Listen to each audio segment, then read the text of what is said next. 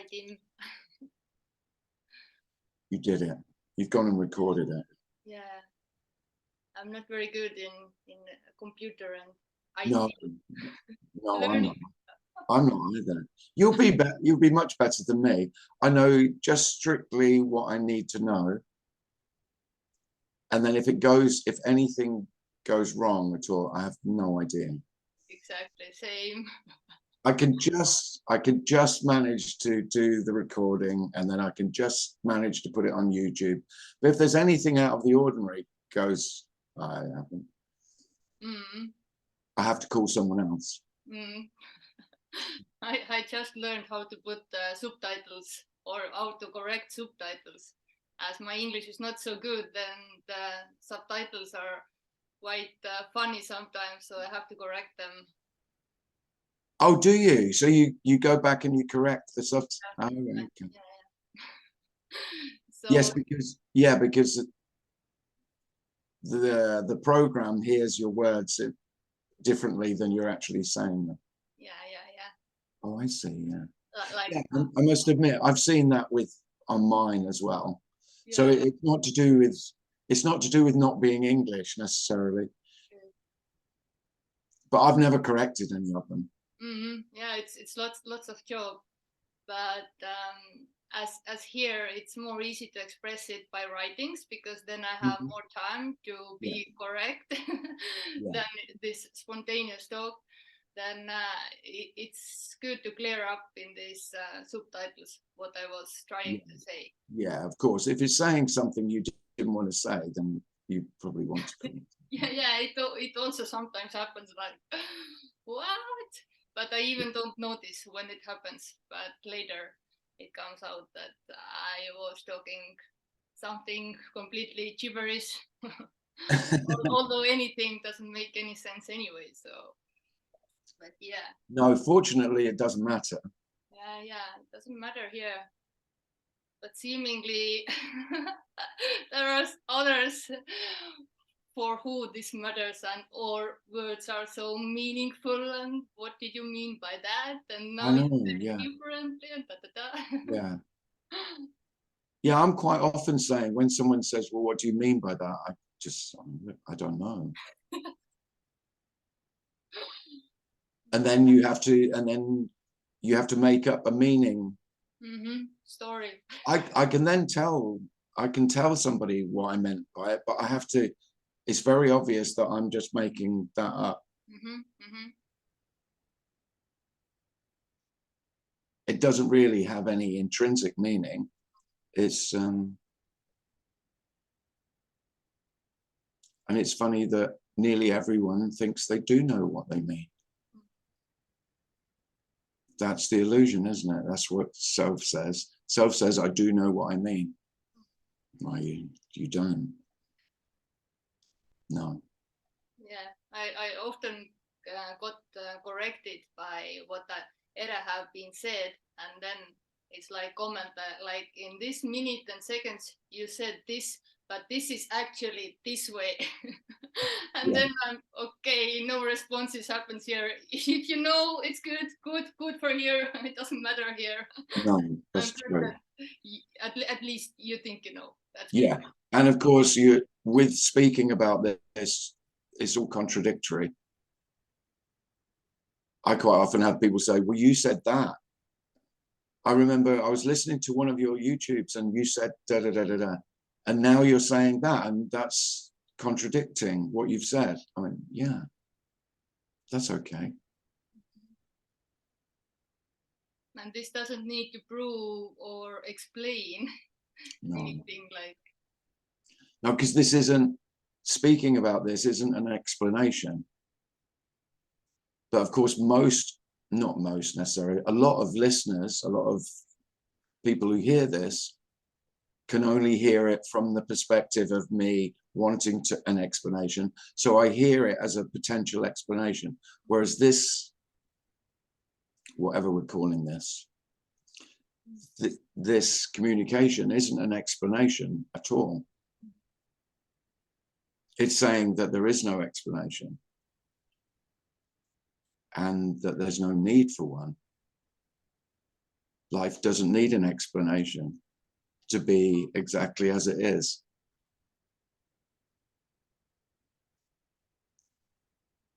I don't mind trying to explain, because there's a lot of freedom in knowing this can't be explained. Then there's freedom to try an explanation, knowing it won't make any difference and won't be an explanation. But if someone asks, I'm sure if someone asks you, it's fine to attempt an explanation, knowing that it's futile. I often say something like, a lot of the love is in the futility.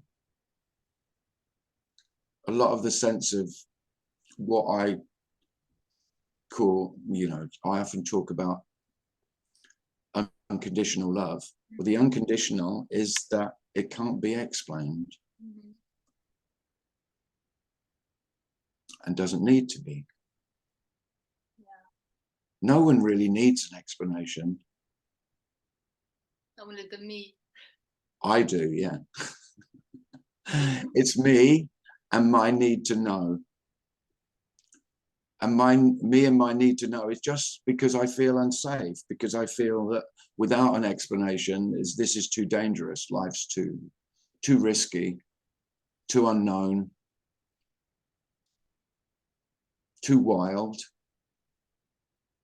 Yeah, and as this knowing is giving something or make you whole. Yeah, to fill me. Yeah. Closer to what already is. Yeah. Yeah, so it is. I mean, I did love it when you said that you often don't know what to say. I never know what to say, and yet I can speak for hours about it. Same. Like, yeah, all these talks, what I have done one-on-ones for the recording, mostly we are talking after when we finish recording more 1 or 2 hours more. So it's like endless when we just run out of energy and then ciao, bye. yeah.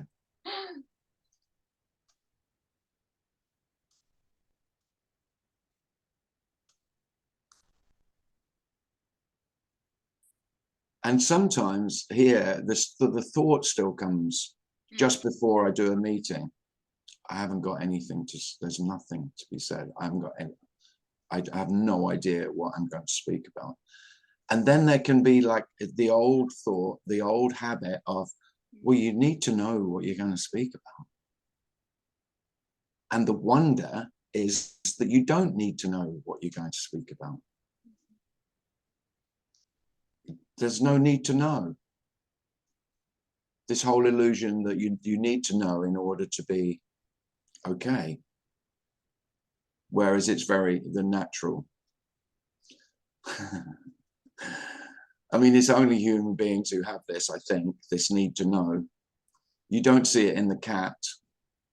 I've just been sitting with my cat for the last hour since 2 hours. And it's obviously the cat. The cat's not asking any questions other than, where's the food? Where's the food? That's all. Nothing else. Yeah, it's beautiful how you said that old habits is like arising. Yeah, they still do, yeah. Yeah, because here is explanation that it's this unconditional freedom where everything is free to arise. Like getting different questions, does here is fear of death or anxiety or these things, like, are these still happening here? It's total freedom, everything can happen, everything can Oh, arise. yeah. It's all allowed. It's not like saying that this is not it. It's all happening. And but it can be like confusing when this me is falling away, or in this process seemingly that these old habits or thoughts or conditionings are coming, and then the first thought is, me is back. Yeah. Oh, yeah. There wasn't It's no fun. ever. Yeah. And I think that's how this sense of me, that sense of me-ness, that's how it works. It works on, oh, I have this thought, or there is this thought, and that thought is me. whereas it's just a thought. Another empty thought. Yeah, all empty. Yeah. Yeah. Yeah, I was watching your yesterday meeting. You were doing basically every Thursday evening the meetings, and I have been a couple of them just as a listener. And yesterday you were mentioning something about excitement, that you are going, you have gonna have meetings in other countries, but no excitement is arising. And I wanted to say that it's weird because I recently noticed this in Nere also, that when before here was some trip was coming, then there was planning and excitement, and now Yeah. it's like fun. Well, the thing is, I just, and it can sound, can sound a bit misleading maybe, because it sounds like I don't want to go. Oh no, there is a desire to go. Oh no. And I know, and it's not that I'm not looking forward to it. But the excitement is very different to it was, because I think the excitement used to be, this will be it. When I go there, this will fulfill me. This will be what I've been waiting for. Something special will happen. Something that I've been waiting for. But there is no future, nothing will gonna happen. No. And of course there is, that's why this is a killer, or can be. I mean, there is nothing to die, but that sense of there is something in the future that will complete me, that's what dies. And really, that's what the sense of me, a lot of the energy of what I called myself was that I will meet someone, they will complete me. I will hear something, that will complete me. I will learn something, I will gain some knowledge and understanding, and that will be the final piece in the jigsaw. If you think of how it is to be me, it's trying to piece this jigsaw together, this puzzle, to solve the puzzle, to solve the riddle, as if life is a puzzle to be. What an illusion, a dream. But there is nothing to be complete. When it's obvious that there isn't anything else, there can be, I mean, that's why I used to go to Tony Parsons for a long time, and he always talked about hopelessness. And at the time, I didn't really, I mean, it always sounded the most negative thing about the way he spoke. But it's really obvious what he meant. There is no hope without future. And interestingly, here, that's not hopeless at all. So I tend to not say hopeless very much, because no hope isn't hopeless, because with hope dying, hopeless goes with it. Because if there is no future, it's neither hopeful or hopeless. It's just empty, it's just neutral. It's at peace, at rest, you could say. So, but it's not a peace that I wanted. I often say this, and I know it's not what people want to hear, but I will say it's not what I wanted. So therefore I'm quite happy to say it's not what you want. So when I'm in meetings and people say, yeah, but I want what you want, I went, no, you don't. I haven't got anything. That's not what you want. You don't want nothing. You can pretend, if you want to pretend that you want nothing, that's fine. But self never wants nothing. No, it wants something.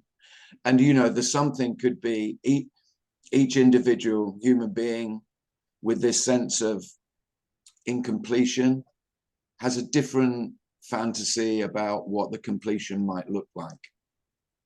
But one thing is absolutely certain, it doesn't look like this.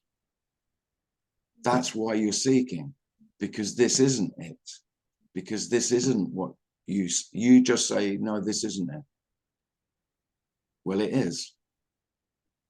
Simply, I don't mind saying that with total conviction, because it's very obvious that there isn't anything else. And of course, this looks just how it looks. This feels just how it feels. And that's not what you want. That's not what I want. I want it to be on my terms, fitting my agenda, my plan, my dream, my hopes. To eliminate the bad stuff and take only good stuff. Yeah. Well, you know,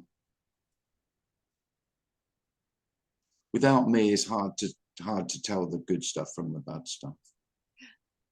It is still good and bad. Yeah, if I get toothache, of course it's bad. No.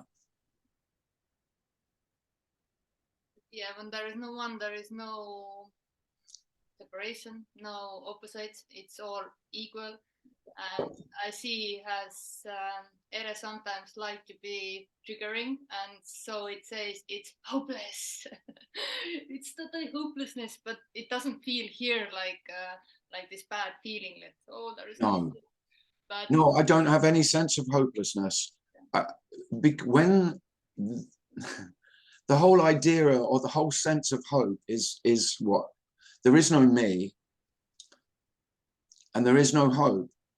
But the sense of me is really tied up with this whole idea or this whole belief. You could say it's a core belief of self that this will change into something else. Well, this won't change into something else. This is just as it is, always. All the ideas that is changed, they're just another story. All the ideas that, well, it will be different. It's just another story.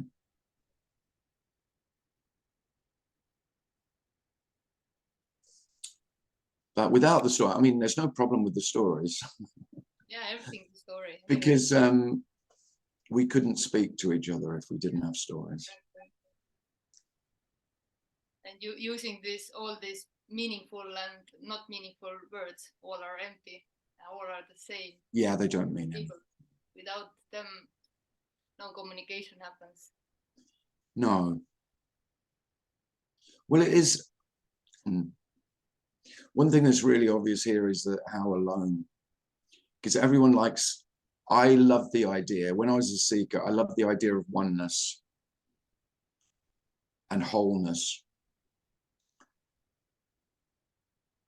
But what I didn't realize, or what I didn't want to see, was that, of course, if there is only this, which you could say is oneness, I tend not to use that word because I think emptiness is closer. But if there is only this one emptiness, then there is nothing else, then there are no others. There is only this alone. And the aloneness, again, is not what I wanted. I was always looking for someone else, something else to complete me, to become one with me. But of course, there is no one with me. There's just this aloneness. And the aloneness, again, is one of the reasons I'd say this isn't what self ever wants. Mm-hmm. I was always afraid of being alone, often felt lonely. Yeah, here too. really painfully. And a lot of my seeking was to try and escape from that, really. I think the seeking was an escape plan. If you think about what most seeking is it's trying to get away from myself and find something I can become one with. And if this becomes obvious, then that's an impossibility. There isn't anything else to become one with. There are no others. Without me, there are no other me's. Yeah, no relationships. And here is also no need for anyone. No. Before it was so broken, so uncompleted, so alone all the time. And now it's like I'm really embarrassed to say to my husband or my daughter or my mom. And yeah, Actually, and I can't I don't underestimate that for for me it was that was a big problem as well. You know, for a long time I didn't communicate that, but you know, no, I'm not in a relationship. That's not how it feels. And of course, because you say that to the one you're in a relationship with, and it's devastating, or can be. This is what happened here. Apparently, accidentally said to my mom that I'm not here anymore. I know. And yeah, I couldn't control it. It just happened. No. And, I mean, I will say it's completely okay. Depending on how the other person reacts to it, but you have no say over how they'll react to it. I mean, I remember I talked to my mum about this. She passed away about a year ago, but in the last few years of being together, we were much closer. I mean, this is the great paradox. I mean, how can you be closer if you're not in a relationship? But there you go. There was much more openness, and it was more intimate, you could say. And probably there wasn't any conditions anymore for this love. It was just unconditional love. No, because I really didn't see her as my mother anymore. With all these stories.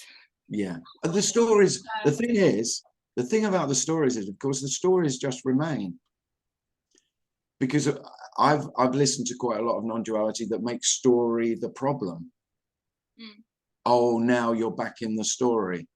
Well, there is only story. There isn't anything else. All these words are storytelling.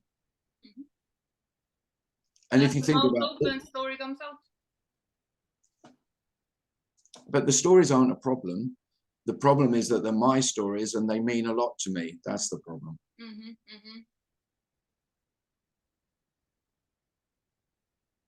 This happened to me. Look what you said to me 10 years ago. This happened to me. Yeah. This to me. Yeah. And then I did this and that. Oh my God. It hurted me so much. And that's what's lovely about speaking about this. I don't think this is of any significance whatsoever, speaking about this. It's not. So, of course, then that's liberation. That's freedom to speak. If I thought these words made a real difference to, you know, they were really impacting and a bit. So I was a teacher for 30 years. And of course, I was very aware, as me, very aware of the impact my teaching may have on my students. So I was very careful about what I said.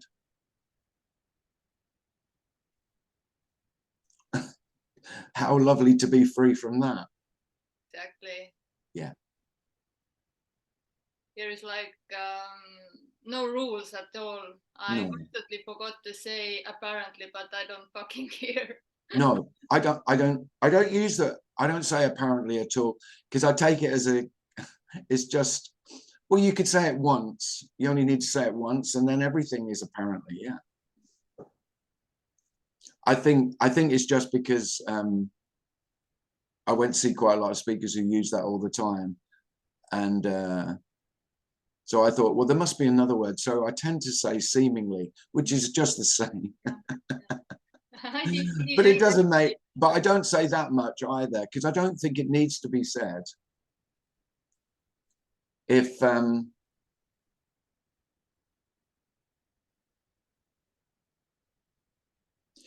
maybe it's a little misleading, because of course, if there is only what is apparently appearing, what appears to be appearing, then that's the only reality. There isn't another reality. So really, then the word apparently is redundant,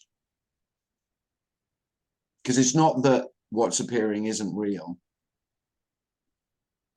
There isn't anything more real than what's appearing. There is only what's appearing.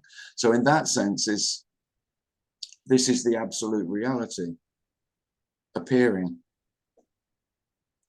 But it doesn't mean you say you know what the absolute reality is.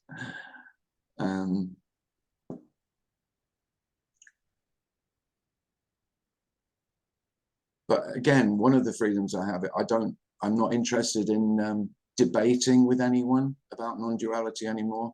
I used to be. Okay, okay. I used to quite enjoy that. I've got no interest in that. So if somebody says, yeah, but that's not right, so-and-so says that, I went, oh yeah, that's interesting. That's just as meaningless as what I say. It doesn't make any difference. The whole idea that there are some human beings who have got this and others who haven't, there isn't anything to get. That's the only message. That's it. So how would there be human beings who have got more or less of this? There aren't.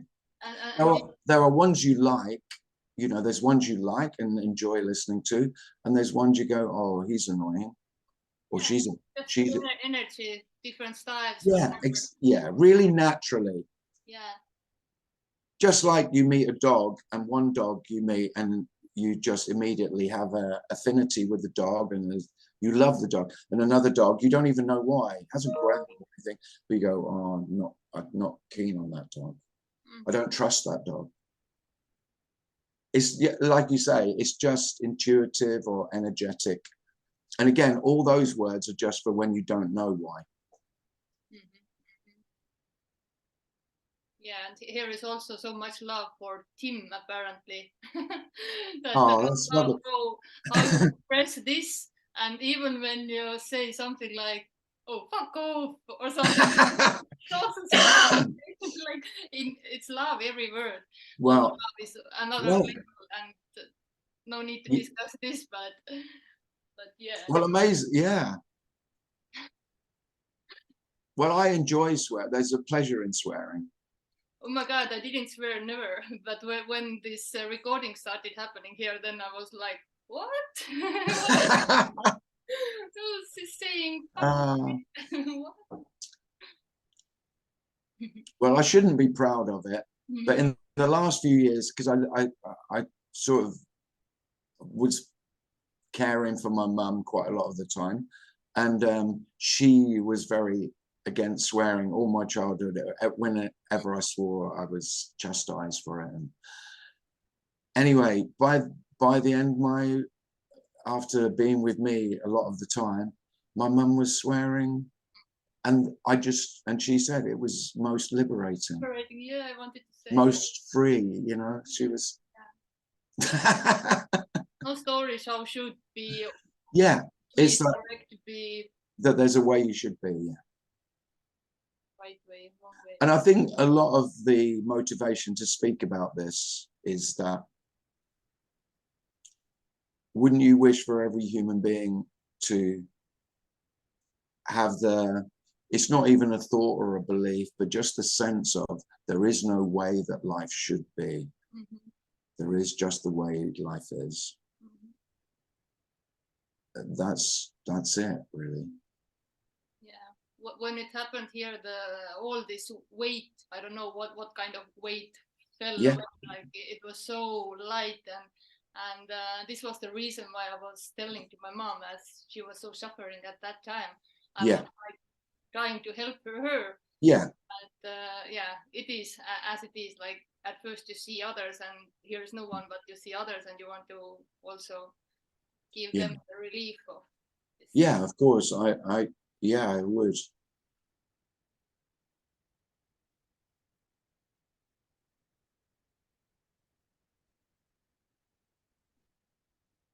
I'm giving Tony a few plugs, but Tony Parsons always talked about this as this is the only compassion. He said it might not sound like it, but this is the only compassion. And yeah, I feel that too. There was at first lots of compassion, the same compassion arising, and the thought came then back then that, oh, it means like here is me who is compassion now. Exactly. It's just an old habit. Arising. Yeah. Like all feelings. No, it's self just claims everything. So the thought comes, and then that claiming, oh, that's my, it's just like everything else. I always said that it was I was the compassionate one. It needed me in order to feel that I was the feeler, as well as the thinker and the doer, the feeler. And I don't think this is the same. All human beings are different in how their sense of self is made up literally, you know, is imagined. But for mine, it was the feeling that was the main thing. So if I felt love, of course, it was my love for you. If I felt compassion, it was my compassion for you. No, it's just naturally, we're compassionate animals. And it doesn't wait anything back. Pardon? And it doesn't wait anything back. When before it was my compassion and there was maybe some kind of waiting, it happens back. Absolutely. Well, the thing about self's always in a negotiation. So I give you mine, I give you my love. Of course, I want yours in return. Whereas we are talking about this completely open, free, unconditional love that doesn't necessarily feel like love. I mean, yeah, exactly. It doesn't feel like love a lot of the time. Yeah. So this unconditional love that here is for my mom, let's say, it can be very hurtful for her because this one don't know how to interact with these stories or to play this game, this dream, illusion with her. But seemingly now it's going better and smoother. At first it was like I couldn't play any games. No, it was the same for me. I mean, I had quite a few years where I just didn't know how to be back in the game, you could say, to play the game. And it was like I was completely divorced from being able to interact, what you'd say normal interaction, which is playing the game of relationships and confirming each other's stories and my story. Yeah, and feeling that the stories were a problem. That was it, really. I had this very strong sense of, okay, the stories are the problem, so I won't engage with the stories. I'm not taking part. It's like taking yourself out of the game. And the game goes on. This daydream goes on. Yeah, but of course that was just another game, wasn't it? Taking myself out of the game. And really, there are no games. Not really. We have to, you know, because we're clever, we say it's a game, but really it's much simpler than that. The game is make any ideas that we have about what's really going on, because a game is an attempt at an explanation of what's happening between human beings, whereas truly we don't know. It is a game in this sense that there is like game players who are thinking that they really play, like they are doing it. Yeah. So now this one is a little bit like awake inside the dream and just watching what's going on and feeling like, yeah, this one can't change this dream, whatever is going on. But for others, seemingly it feels real. Yes. They are doing it, they are choosing it. Yeah. Everything happens to them. Yeah.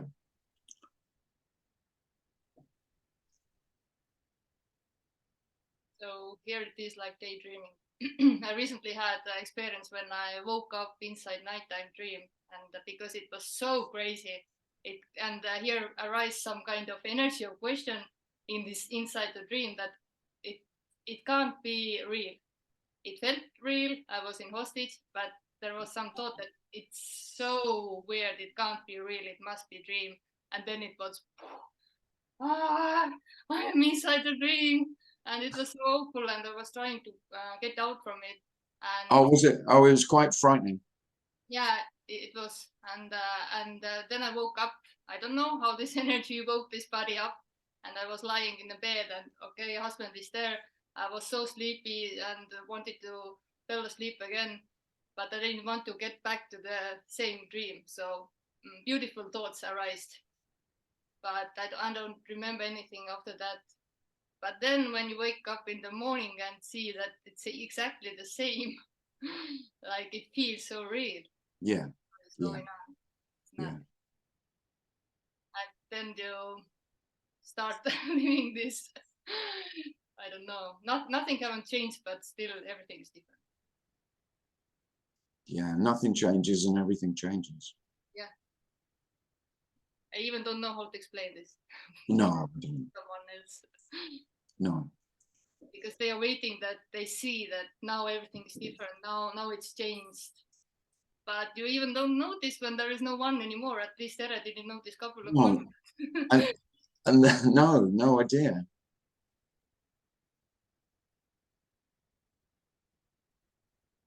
And of course, the stories, all the stories we tell, all the dreams we have, they're all about what's changed. So there's no story without change. Change is story. Story is change. Just trying to describe difference. So it was like that, then it was like that, then it, you know. So you need time and you need change for a story. But of course, what non-duality is always trying to speak about is what doesn't change. And of course, that's a complete impossibility. Mm-hmm. And yet that is what we're speaking of.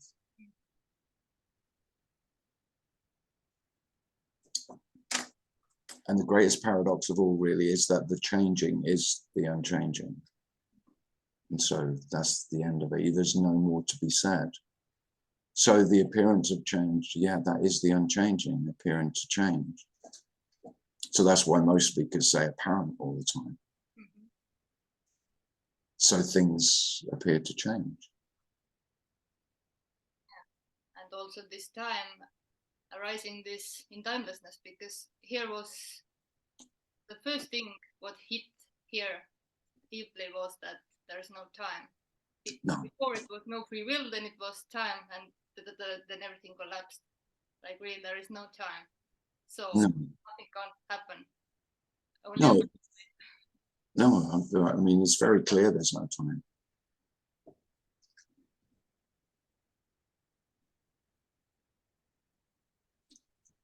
I think nearly all human beings have moments where that's obvious, but they discount them. Because, of course, without time, I don't exist. There can be no me without time. I'm completely reliant on the reality of time in order to be existent. I was here yesterday, I'm here today, I'll be here tomorrow. Mm-hmm. Without that certainty, I completely doubt myself, my own reality, my own existence. And that's, for most human beings, that's so terrifying that it's so terrifying they don't even hear what's being said in a non-duality. They can't hear any of it. Then there's a few who just hear a bit of it, and so they get angry.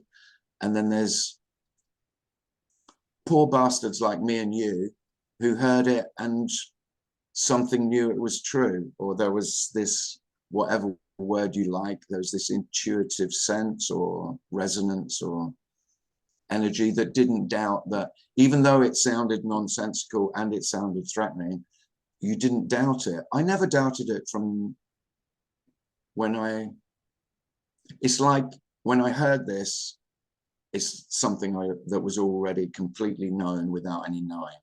I didn't doubt it from the very beginning. And of course I went seeking it. And there's a long story about that.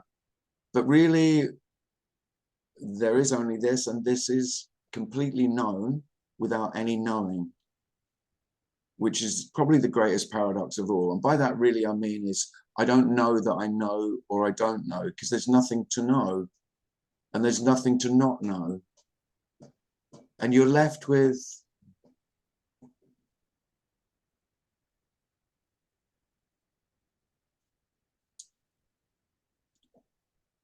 because I try and express that I don't know what I'm talking about. I do try and do that. But of course, you can't do that. That can't be done, because whoever's hearing someone speaking, the self says they must know what they're talking about. There's no way self can even entertain the idea that the human being is talking for an hour at a time about something they don't know about. That can't be true. But that is true. But then, and then the great love is, it's obvious that every human being is doing that. How lovely. So you hear someone speaking with certainty about any subject. I mean, it doesn't matter what they're speaking about. And they're with great conviction and great certainty about what they're speaking about. Certain that they know, certain of their knowledge and their understanding. And there's a real innocence and love in that. It can be obvious that although they feel they're certain, they haven't got any idea. Just like, you know, like when you listen to small children, there's that, there can be, I just don't know, just an obvious love of course, they couldn't do anything else. And there's something beautiful about people thinking they know.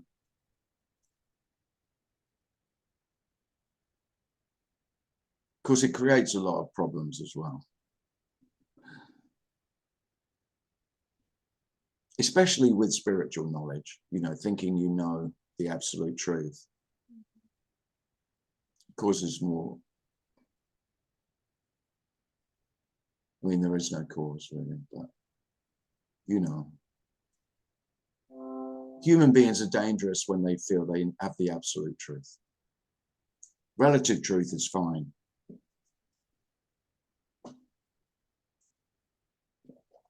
And although this might sound like that I know the absolute truth, it's exactly the opposite.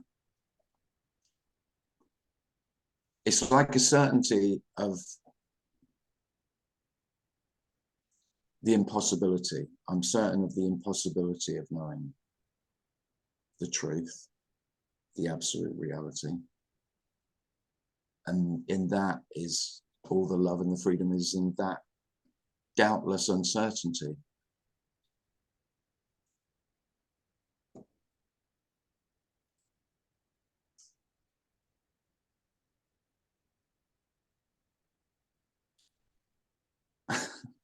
I don't have any trouble talking about it.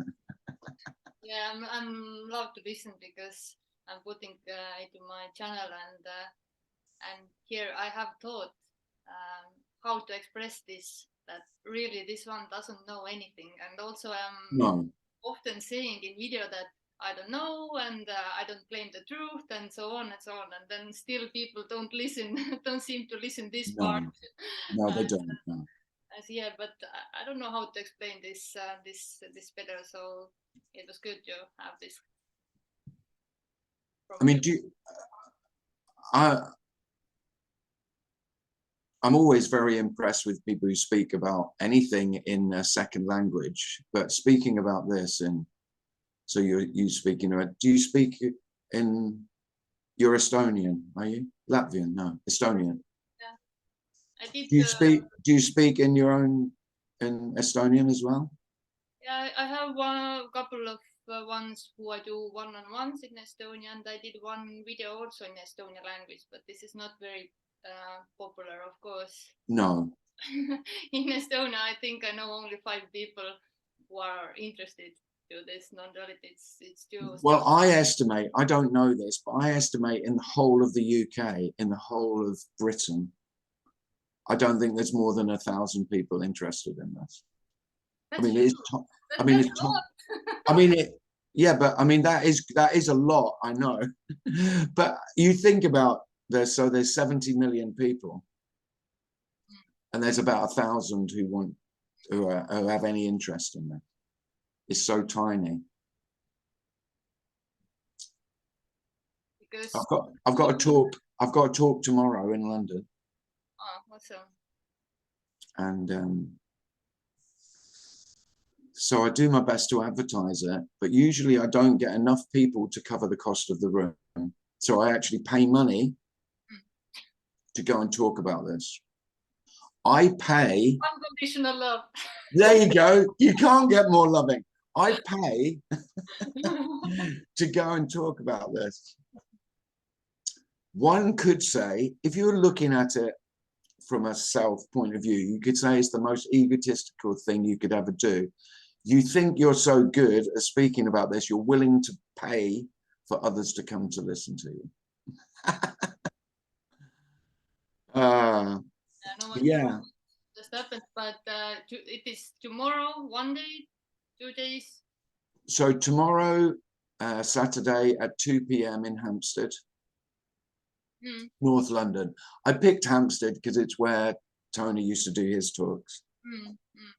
So I thought, and of course, Tony got more people to his meetings than anyone else ever gets, still. And so I thought I'd do it in Hampstead because people are used to coming to Hampstead. But the hardest thing is to reach out to, so people know. It's really not that easy. How you advertise this? You can't. But I will put this video today, so maybe someone can listen this from my channel. I mean, my friend sarcastically said to me yesterday, because I'm going to America in April. He said, well, if you've got time, now you're an international non-duality playboy.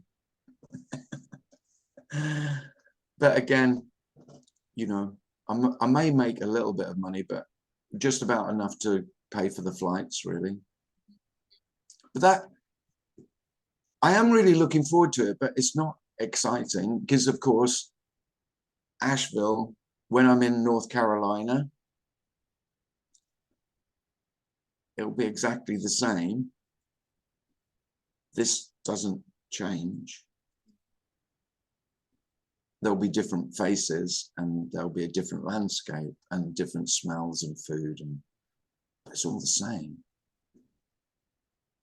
The sameness is what becomes undeniable. This becomes, you could say the sameness becomes more obvious than the difference. And of course, excitement is all about the difference. But so is fear. I'll say that as well, of course. So one of the reasons I speak about this is because compared with how it was being me, the amount of fear that is felt is just tiny in comparison. My life was ruled by fear, as nearly every self's life is ruled by fear. Fear is the predominant motivation all the time. Afraid of everything, really. And I'm not saying there's no fear, of course anything appears, but even when there's fear, I'm not afraid of fear. I was afraid of fear, and now fear appears and, oh, fear. Empty as joy or whatever. Yeah. Fear. But it's not that there's anything that doesn't appear anymore. Anything appears, but the flavor of it, the sense of it is very, very different. It's like everything is,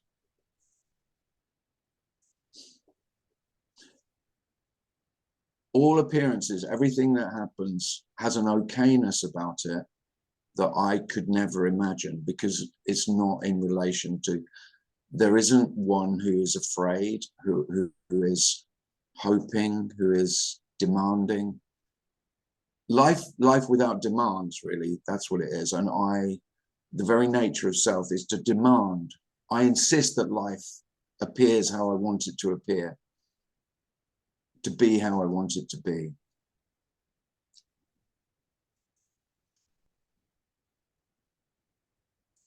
There is constant fear. What's going to happen? What's going to happen next? How this is going? Yeah, because of course, without the future, that's the death of virtually all fear. Nearly all fear is about the future.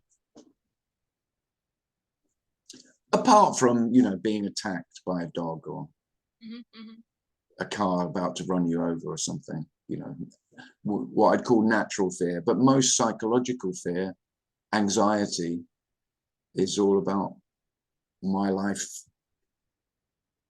tomorrow.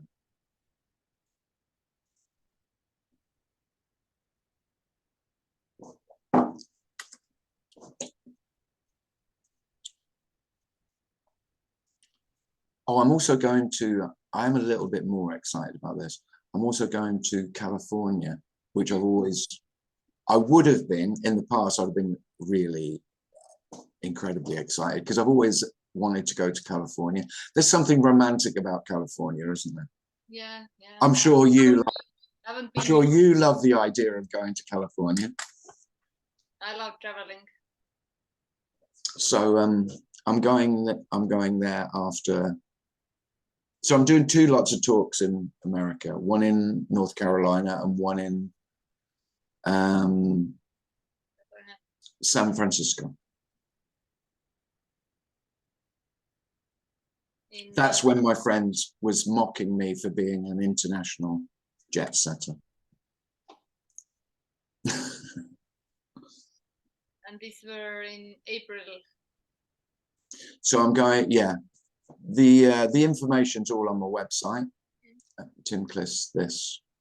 I will add your account to this video descriptions so they can easily check it out. And you're going to put this video on your channel? I put it to my channel. Yeah. I will tag you. Yeah, and I've got talks in London, 1 each month between now and April. The 3rd Saturday each month. And again, they'll all be on the website. Awesome. So I'm quite busy, really. I mean, relatively. That's nice. It is nice. I've got nothing better to do. Same, and I don't have any motivation also to do anything. No, and quite often I feel the motivation for speaking about this isn't there, and then I realize it doesn't need to be there. That's another story. You can speak about this without any motivation. It doesn't require any at all. Because this one was waiting when motivation is arising again to go to the gym. Because when this falling away happened, then I was before training a lot. I had goals and everything. Yeah. And everything collapsed. And now, like, I don't know, half year, I have waited motivation to arise, but then it was like, no, it never arises here. It's just one day body naturally went to the gym and now it's doing this workouts. And without goal, without motivation. Well, it's funny because I've had a gym membership for the past year, and I went twice. In 2022, I had 2 visits. I paid for the whole year, so I went yesterday. Good. I didn't want to go. I went though. You didn't want to go, but you went. Yeah, I enjoyed it as well. I like it when I'm there doing it. Yeah, it gives body likes it. Because I was a sportsman. My body reacts really well to exercise, but without it completing me or being better for me, because I've got no motivation for that, but there is just the pure pleasure of doing exercise is nice. Yeah, body likes it. Yeah, because this one was beating herself each time up when she Yeah. was tired to go, but you have to go, you have goals, you have this desires, and it was like, but I was doing it because I was persistent and yeah. all in. But I think if you just go because you like it,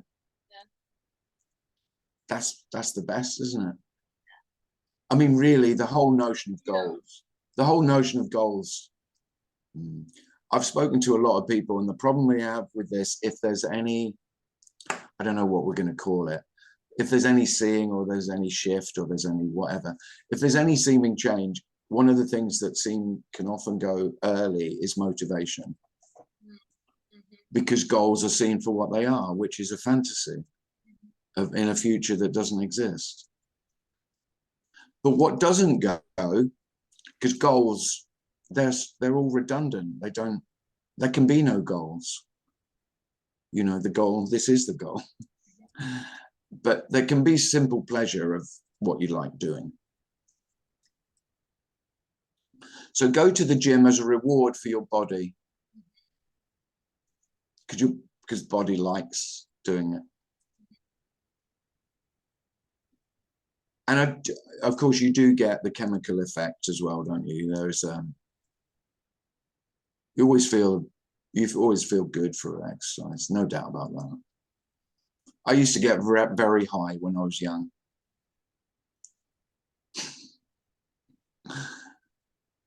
You get a running high. I don't know if you've done running, but yeah, I have that. You can get high running. I was always going to the maximum, to over my limits. I have blood almost out of my nose. Oh wow! 100.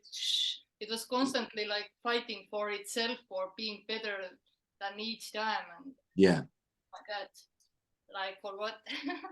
Yeah. But no one didn't do it. It's just what happened. So Yeah. sorry. And now it's total freedom from everything. Yeah.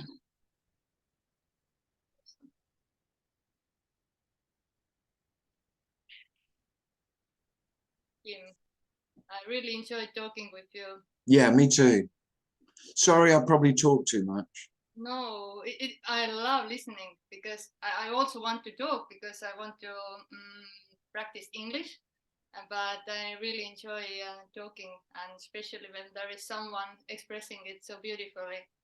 And thank you. Thanks for your time.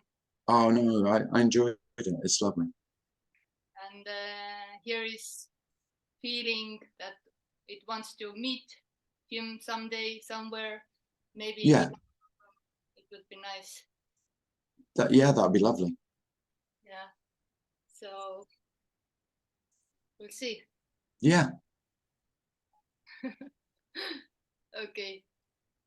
Bye. Okay, take care. You too. Thanks very much.